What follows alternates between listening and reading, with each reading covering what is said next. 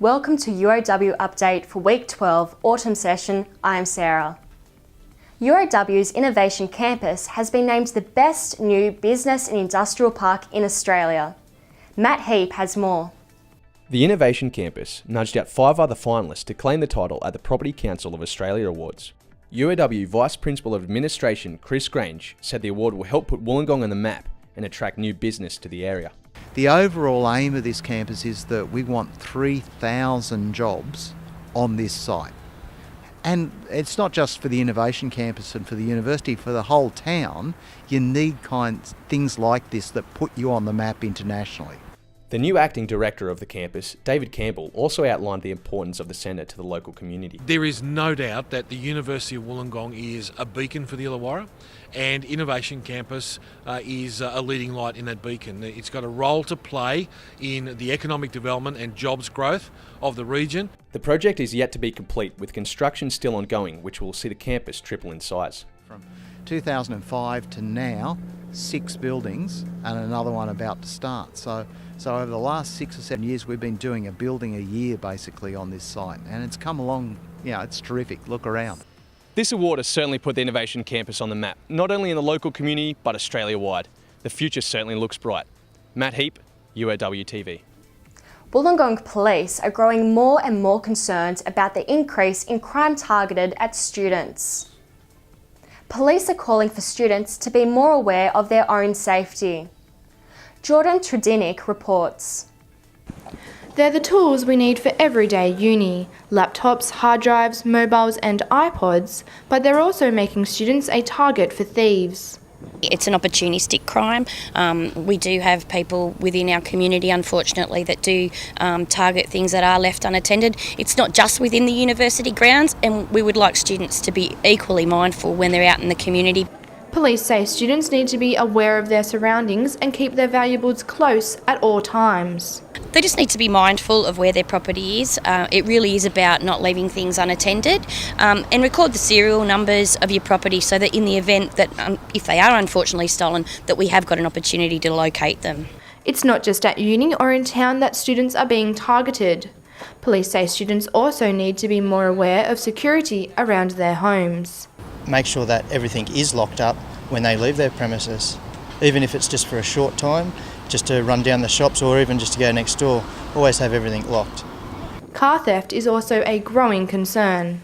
It's the opportunity that criminals get when they walk past a car and they see items just there or money displayed. That gives them that opportunity to break into it. Personal safety is also a growing concern for students walking to and from uni. Police say students should be alert, assertive and confident and try to walk in groups rather than alone. Don't have them on display. They should be kept. If you've got backpacks or handbags, put your items in those until you get home. Don't just carry them out on the street, because that's when you become more vulnerable. Police say all students should be security conscious at all times and report any suspicious behaviour to them or campus security. TREDINNICK, UOWtv. The National Indigenous Writers and Education Conference has showcased the best Indigenous literature from around the country. Being an oral tradition, this is the only way now that we're going to be able to keep our stories alive, because a lot of the elders are going now and they're going to take the stories with them, so it's very important to start writing them down now.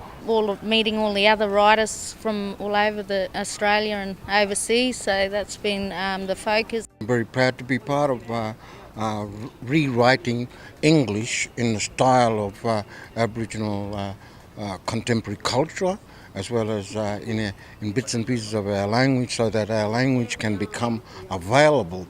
A lot of knowledge, and I've met some fantastic people, and it's been great. Australian maritime governance is on the national agenda, and Institute for Transnational and Maritime Securities Professor Clive Schofield is keen to raise awareness of this issue. Steve Kelly reports. Professor Clive Schofield believes more value should be placed on our crucial waters. According to Professor Schofield, Australians are going to become increasingly reliant on these resources. Australia's maritime spaces and marine industries now contribute more in monetary value than does our gross agricultural production. So you're potentially seeing a shift in emphasis from the terrestrial to the maritime in terms of the importance of marine spaces to our economy. With climate change currently being thrust into the public realm, the importance of these economic boundaries is growing. We could get into a whole debate about whether we're running out of oil and the peak oil scenarios, but 98% of our gas comes from offshore. So already offshore marine sources are crucially important to our economy, and that's only going to get more and more important over time. Steve Kelly, UOWtv. Did you know 3 in 5 young people live with depression? Alison Kelly of youth organisation Mind Blank says depression needs greater investigation. With depression, there's all these unanswered questions because everyone can experience a depression, but someone that's clinically diagnosed balances with that life struggle throughout their whole life. Mind Blank is staging a production it hopes will help put depression in the spotlight. We're creating a performance piece in which we can integrate and actively problem solve to give students and youth that come the concept of what to do in a time of need, how to help a friend, answer all those questions that they might have in terms of mental illness. The production, Fill in the Gaps, will be held on Tuesday night at the Phoenix Theatre in Coniston. And finally, Illawarra Sports High has clashed with Erina College of Canberra at the University Ovals as a warm-up for the upcoming National Schoolboys Rugby League competition. UOWtv spoke with former Dragon and coach of Illawarra Sports High, Matthew Head, about the importance of the match. Yeah, it's just an important game for us to get out there and really try some things that we've been doing on the training paddock, get some combinations together. It's a pretty prestigious competition for rugby league. There's been a lot of past good champions, a lot of great players that have played schoolboy level with the likes of Peter Sterling and Brad Fittler and the like, and it's sort of it's a great talent resource down here in the Illawarra. So for Illawarra Sports High to really tap into some of the players and then help St George Illawarra out in the future is going to be a great bonus for both relationship.